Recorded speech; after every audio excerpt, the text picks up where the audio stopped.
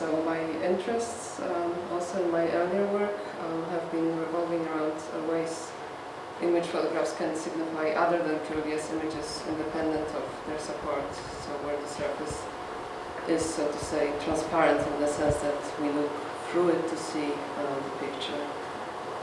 So in this and also the previous projects, I've been experimenting with processes of image formation to sort of expand the limits of what the photograph can represent. So 2 years ago, when I started the PhD, I came here without pretty much any knowledge of paper or paper making, and I did a tour of European paper mills, and I met some really brilliant people like Handel in Berlin. I had some workshops with them, so that's been really good. But in my work, I sort of distilled all this knowledge into a very primitive method of making paper, like you will see. So I will leave you with this slide for now, and make a sort of long-winded introduction. So to begin with, I have to refer to what lies for me at the center of photography and what drives all my photographic work, and that's the idea that rays of light are reflected off the subject in front of the camera, and they pass through the lens and fall onto the photosensitive material and imprint an image. And this is of course very obvious, but this connection between the subject and the photographic material is for me an absolutely physical one, and it exists independently of whether any image is eventually visible as what everyone would agree as a photograph or not. So the focus for me is always on the process of making and on the moment of exposure, and the resulting object functions as an artifact that testifies through its presence rather than through similarity to anything that the photograph might signify outside of itself to the exposure having taken place. So in this sense, photographs function for me as traces that do not necessarily point to their causes, which is of course the type of sign that Charles Sanders Peirce called an index. And photographs are often spoken as being indices, but in fact their indexicality is usually only instrumental to their iconic value. So their primary function as icons. And in terms of their function, of course, photographs are only useful if they resemble that which they are photographs of. And in this respect, I think applying indexicality and iconicity to photography is a bit difficult, because the two are so intertwined in the medium. So the process is essentially or ontologically indexical, but the results function as icons. So there's, even between theoreticians, there's really no agreement among where, so to speak, one ends and the other begins. But putting functionality of photographs aside, as outcomes of a primarily indexical process, I would say that photographs can exist as what Peirce called pure indices, so traces that point to the occurrence of the event that caused them, but without revealing anything about its nature. So to follow with the metaphor of traces, pure indices are more like marks or smudges in the sand rather than like footprints. So footprints still resemble iconically the foot that imprinted them, while some identified marks only assert that an event of mark making has taken place. So as such, pure indices depend on external knowledge for their identification, and I'll come back to this in a second. So of course it's material rather than image that is at the center of such understanding of photographs. And it's materiality that is a necessary element of an index, while resemblance is only optional in a sense. So for me, because of this importance of the moment of exposure, when the light physically connects the subject with the photosensitive surface, I decided at the very beginning of the project that the process that I will be using has to be a direct positive one. So that means that there is no transfer of the image between different materials that would break this continuity. So there's no printing from a negative onto a positive or from a digital file onto a physical support. So the object that was in the camera is the final piece. And I began with making a lot of experiments to find a working direct positive process, because all of them were briefly used in the 19th century and they were mostly forgotten afterwards. And I was using just fairly regular fine art papers at this point. So this, what you see here, is a very early example of a direct positive photograph done with a variation of Talbot's Cal-type process. So it's very iconic in the thematic sense. You just, maybe you can make out the horizon. And this is when the necessity of the external knowledge for identifying an index comes in. And Cross actually called it an independent knowledge of production. So when a photograph does not clearly represent as an icon, we need to be told that it's the result of a photographic process in order to be able to recognize it as such. And this can be done, for example, with text and titles, or it can be done visually. So this is an image of this photograph being exposed. Yeah, because of the size of the paper and of the process being direct positive, I can make those very simple cameras to carry with me. And also the sensitizing and the developing and the fixing is done on site largely. So later I improved the direct positive process so I could obtain images like this one. But what I wanted to do is I wanted to increase the immediacy between what is photographed and the material, and to eliminate the enclosed space of the camera by bringing the material out in contact with the subject, which is kind of, broadly speaking, the land or the place that I choose to work in. So I started building cameras out of what is available on location by digging holes in the ground or making some stone constructions. And then the process of sensitizing and developing and fixing had to be done on site. So these are some stills from films that I'm always making when I make those works. So it's like digging the camera on the ground and inserting the paper. Then on top I was laying like a board with a lens, and then there would be a mirror over the lens to reflect the landscape in front of the camera. And this is just kind of a general view of the camera here. And then after the exposure and the processing, I would be taking out like the finished piece, so I wouldn't be doing any post-processing.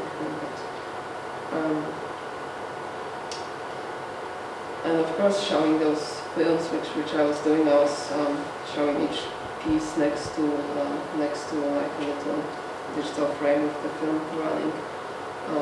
That's also another way of providing this external knowledge about necessary for identifying an index. So I've done a whole body of works like these, and I have a few more here. And that was all done in one of the residencies that I had early on.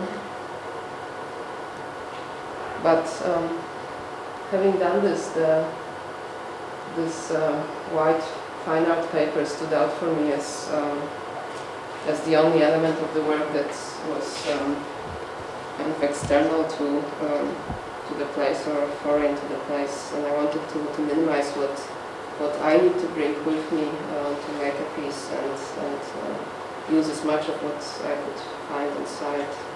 So the next logical step for me was to start making paper in those places. And I was using whatever plants I could find.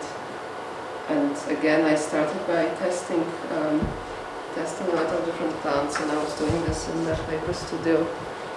So I just brought some of the stuff here. So feel free to browse through it. I'm not sure how much to show you now. But I found out basically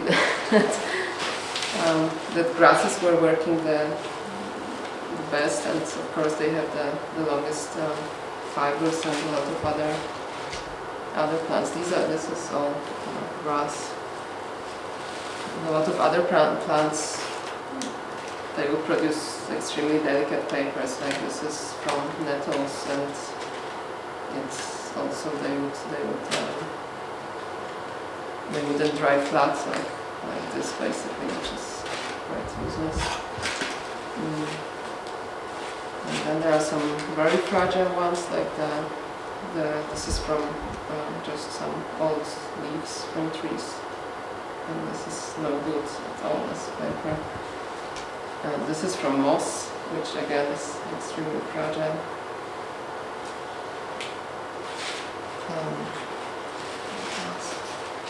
This is from heather, again not very good. Yeah, so this is a very delicate, nice one. Sort of plant that looks like a leek or like an iris or something. Do you have a preference? Yeah, I just ended up using grass. Different grasses that, of course, different places, different grasses, but basically grass that I could find in the place.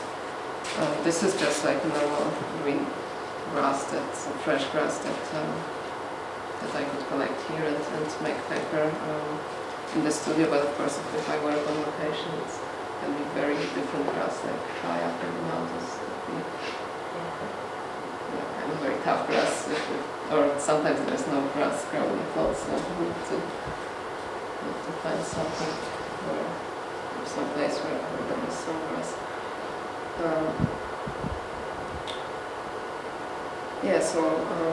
I thought the next thing I would show, because of course then I started making the plant papers inside, and I use very primitive method of paper making. So like you will see in a minute, I kind of just pour the pulp onto a screen, and the sheet dries on the screen. So several steps of the more usual paper making process where a sheet is screened at the vat and then transferred from the screen onto another surface and pressed and dried hanging and so on. I don't have to do those things. I just screen a sheet of paper and it dries on the screen. Oops.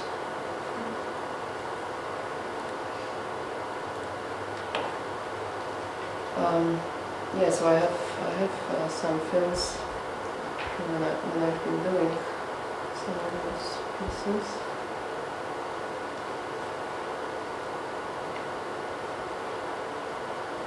And I'll just show some fragments of it because maybe too long.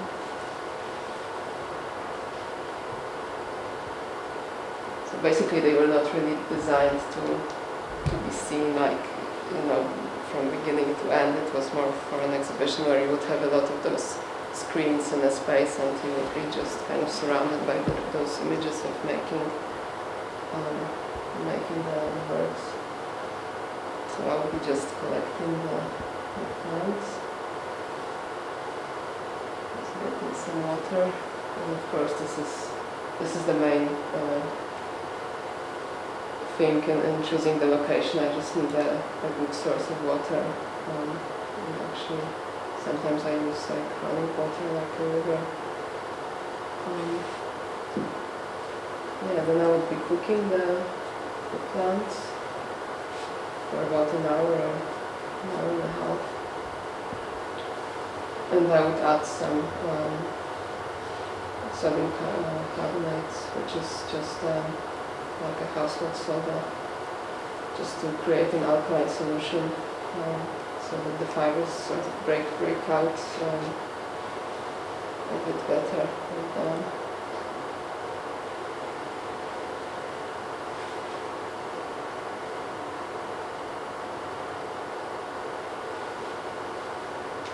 so then I need to wash them, and then it's better if I have like regular running water where I just leave them for some time to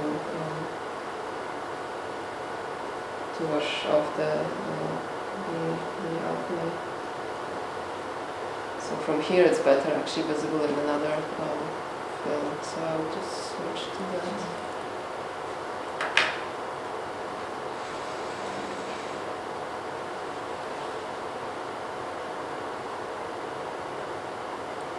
Yeah, so then I would make this very simple screen. This is what I carry with me, just as very light frame on which I stretch this like a netting fabric. And I would just hold it immersed in water to screen the paper. But first I would need to beat the fibers, which I just do using a stone or whatever I can find. And this takes a while, 5 to 10 minutes.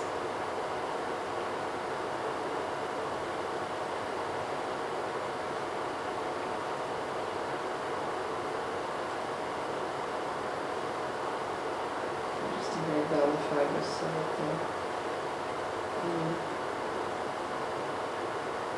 they are more sort of intertwined in the paper. But as you will see, I don't really beat them enough for them to be invisible in the sheet, so you will still be able to recognize what kind of plants the paper is made from.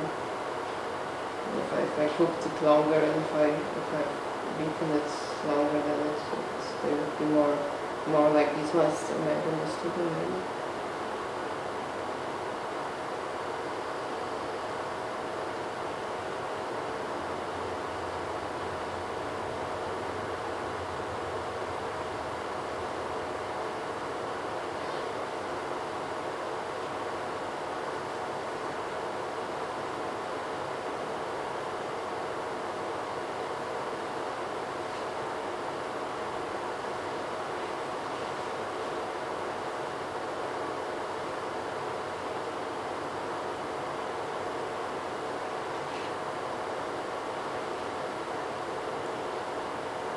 Yeah, so that's what the rest would be, sensitizing the paper and building the camera and so on. So I won't go into that now.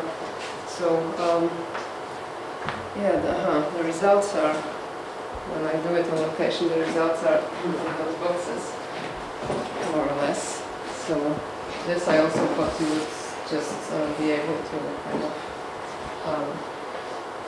browse through, just operate it yourself, so to say. It's not really visual in the sense of being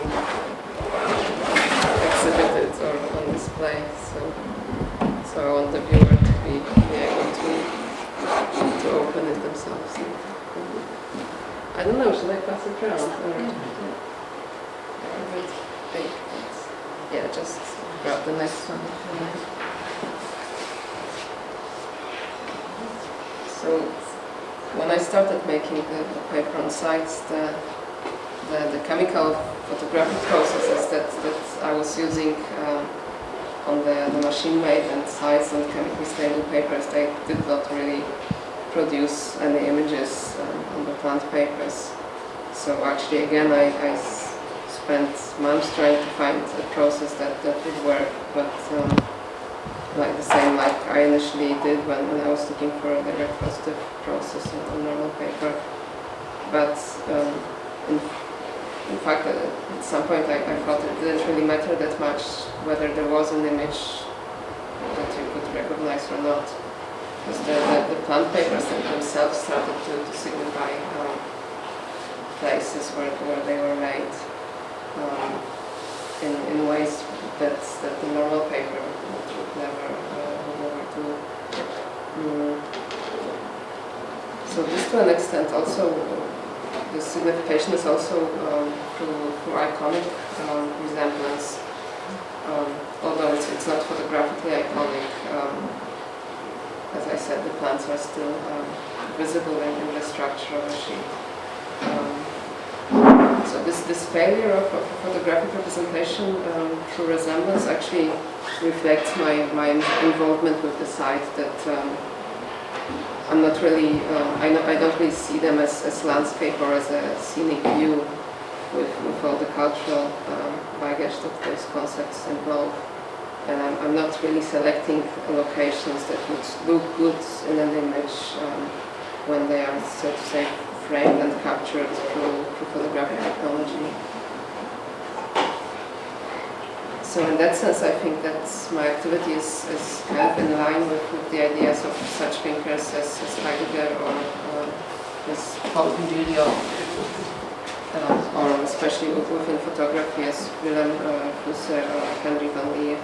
And all of them, even if they don't talk specifically about photography, they point to the way that technology frames our interaction with the world. So also in the sense that cameras are programmed, or in turn they program the photographer to take, so to say, successful pictures, which is pictures that function as icons. And although I'm using those most primitive forms of photography and papermaking, the idea is not to actually oppose technology, but rather to reveal the mechanisms of forming an image in a similar way that those philosophers advocate in Virilio's words, to penetrate the machine and to explode it from the inside, dismantle the system, to appropriate it, or as Husser says, to write the program rather than allowing the program allowing it to program its user.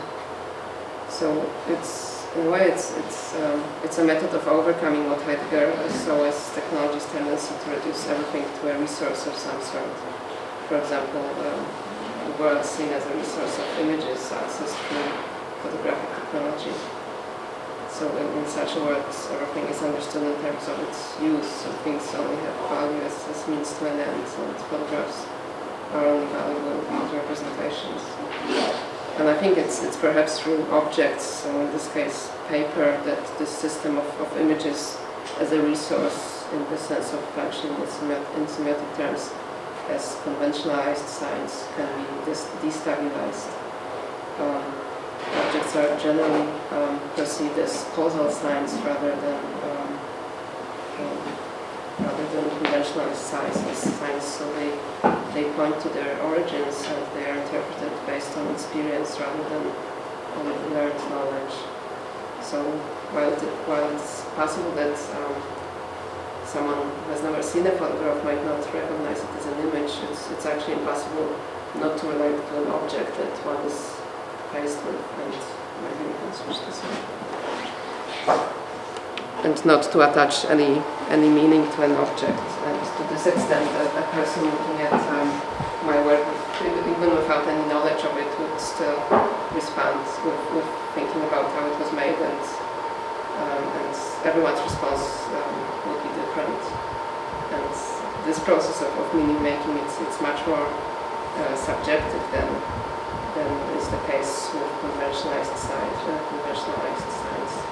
So, for example, the pattern of tonal values in one of those works in the boxes, it might look like one thing to one person and something else to someone else. And I think this kind of signification is subversive in a sense in relation to photographic iconicity that actually assumes that everyone sees the same thing in an image.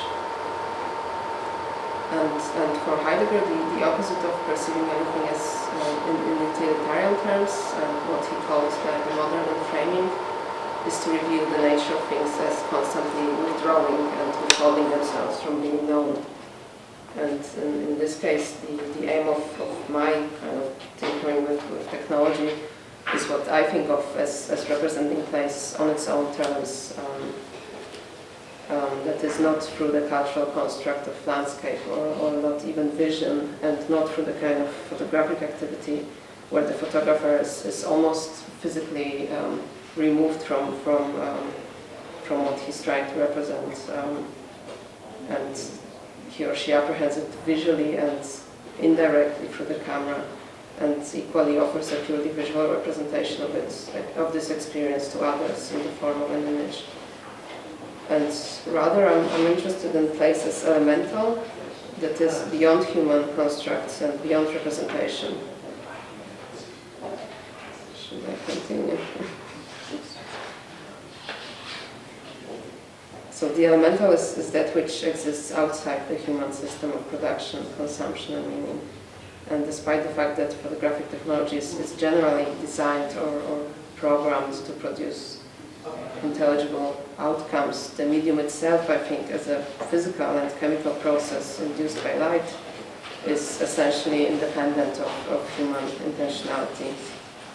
So to this extent, I think photography seems to me to be suitable for attempting to express the elemental. Although it's something that is beyond representation, it will necessarily has to mark itself as an absence of rather than an obstacle to sight. So in a way, I'm thinking of those photographs without an image as latent images, like images that exist but are not visually manifest or not visible from the human perspective. But perhaps they could be made visible if the right technology was available, like this, the same way as in traditional analog photography. There is no image visible on an exposed negative or paper before it is developed.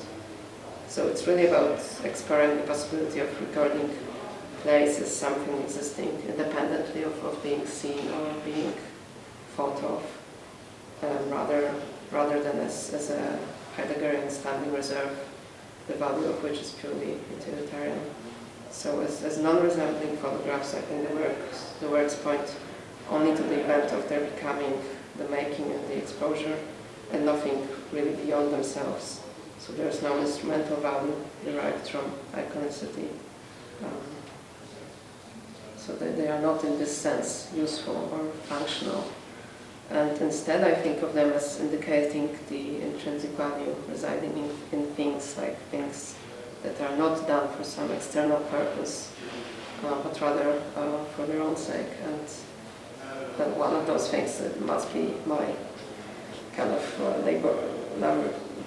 the complicated process of actually getting to those places and making the work, the paper and the camera and so on. And I don't think this is done in order to produce a photograph really that would point to something else and function as photographs usually do, in which case it would be far more efficient and effective to use a fast camera producing detailed images. But rather, for me, the value lies in the process of being engaged with the location in this particular way. Just as mountaineers would say that they climb mountains because they are there rather than for any other reason to be necessary. So this activity for me is really accompanied by the conviction that the real subject of this endeavor, which is the place as elemental, it's actually unrepresentable to any satisfactory degree, and that to communicate this experience of interaction with it would perhaps also be to instrumentalize it. But nevertheless, I think that if representation of place, as I say, on its own terms is to be attempted, then I think it needs to be through physical involvement with materials rather than through visual representation. And by this I understand both my physical involvement with the site, as I make the paper and build the camera and so on, and the viewer's involvement through handling the objects. And I think of the pieces as I said, as inherently non-visual, so it's really about asking the viewer to participate in the work and imagine what they represent and how they were made. And this is actually the case with any trace or any pure index in semiotic terms. I also don't want to put them on display or in a traditional exhibition context. in the sense of fixing their position in relation both to each other and to the viewer, who is asked to look but not to touch. And I prefer to place them in boxes and kind of ask people to move them around and open and close them and so on. So now I'm finally getting to the most recent development of the work, which is actually the realization that the plant paper itself is photosensitive if it's exposed long enough to light. So I don't need to sensitize it photographically and apply chemistry to it. So I haven't done this in the field yet. I've been just doing some tests in the paper studio. And for this I just use really fresh glass. Maybe we can switch on the light actually.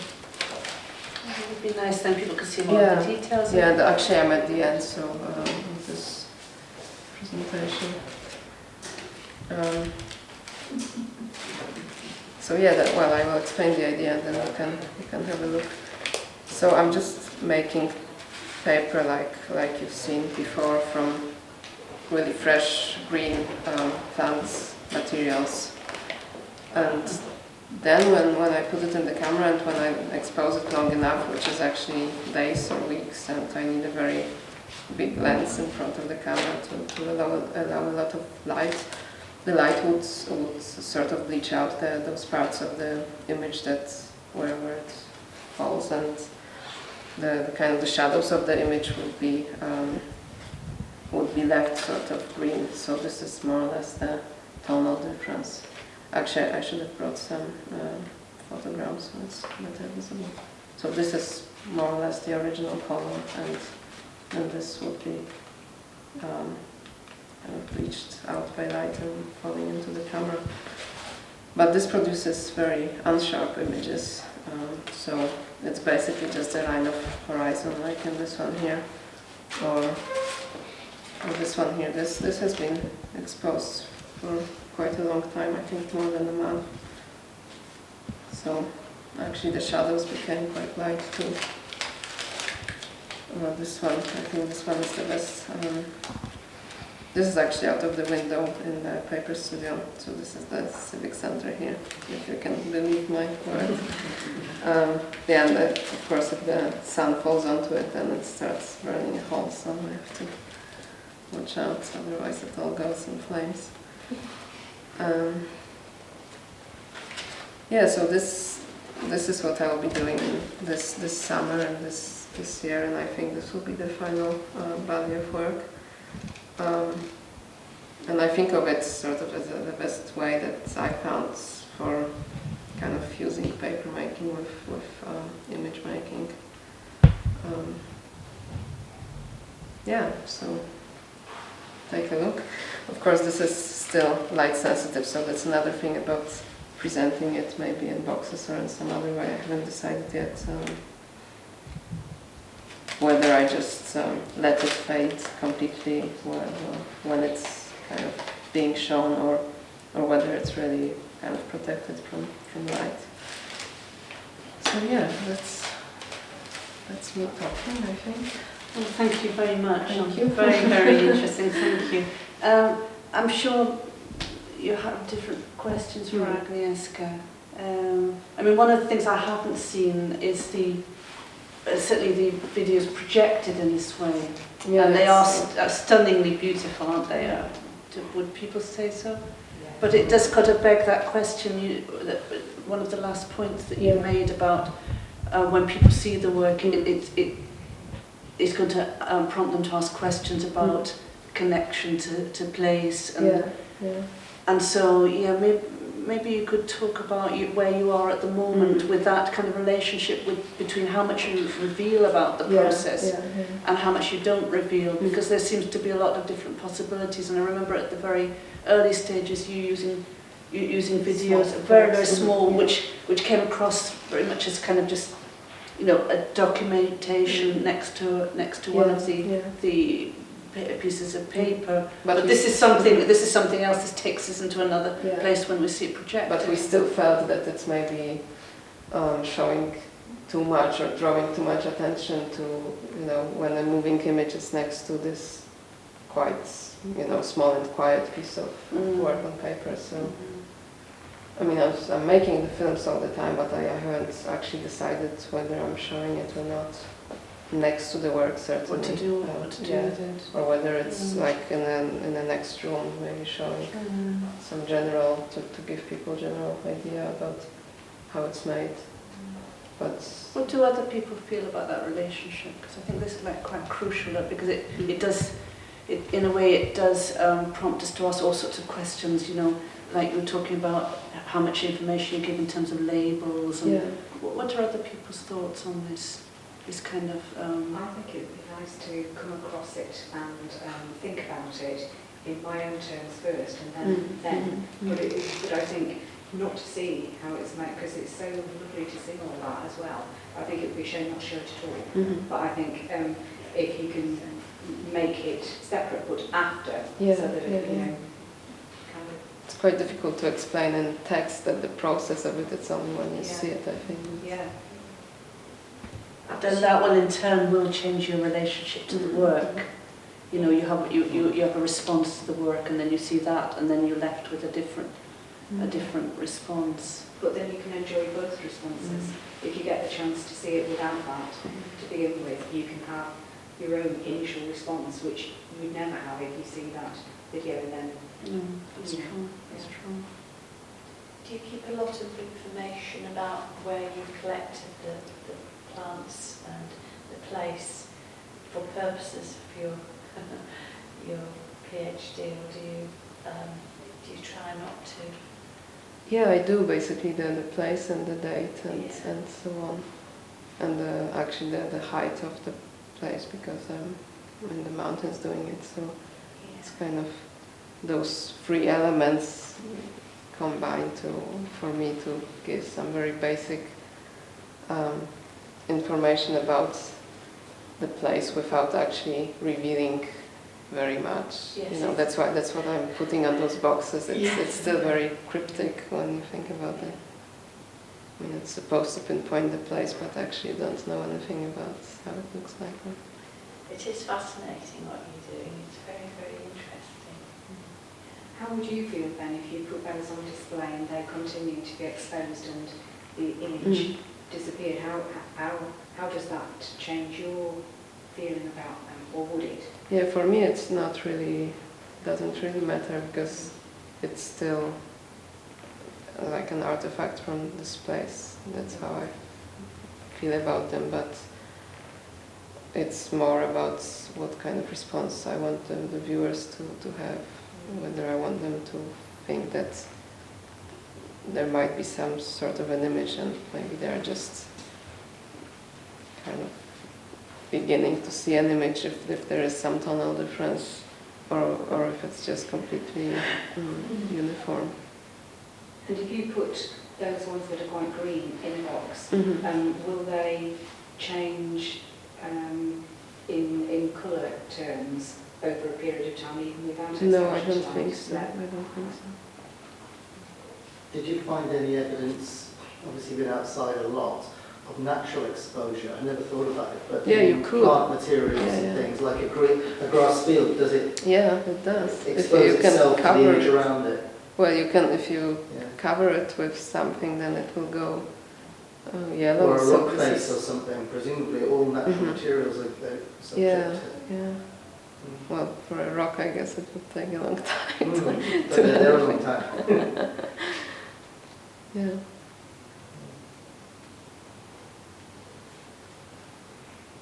I definitely think the two bits there is the pieces, but the actual image of you pounding grass in there is fantastic. It's got something else for it as well, it's a second piece for me. Yeah. Well, I think it's quite performative in a way that it's more about me doing it than actually having any objects out of it, I guess. And the ritual as well. Yeah.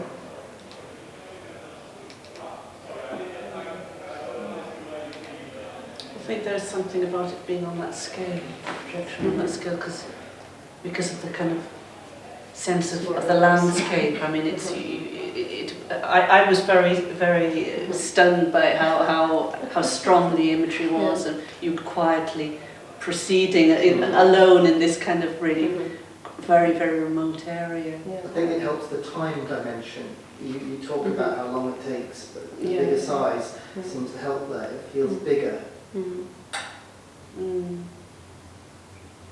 Well, I know that you've written about the absurdity of the process of going to the Alps, of climbing the mountain, of digging the hole, gathering the grass, making the camera, and when you see it in text, you can kind of retrace your journey. But when you see it like that, it is a very powerful experience. And the bright green of the obviously chlorophyll and what have you, and that was seeping out into the water, I found that absolutely fascinating.